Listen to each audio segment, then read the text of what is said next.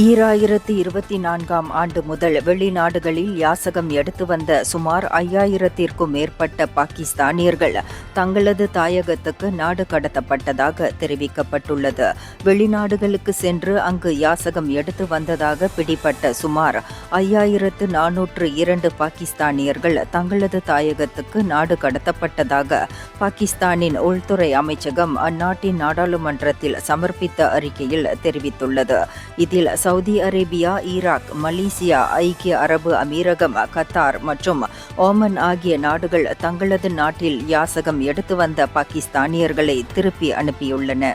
பாகிஸ்தானில் அதிகரிக்கும் மக்கள் தொகையினாலும் அங்கு நிலவும் வேலையின்மை, வறுமை ஆகிய காரணங்களினால் அந்நாட்டு மக்கள் பெரும்பாலானோர் வேலை தேடி வெளிநாடுகளுக்கு செல்கின்றனர்.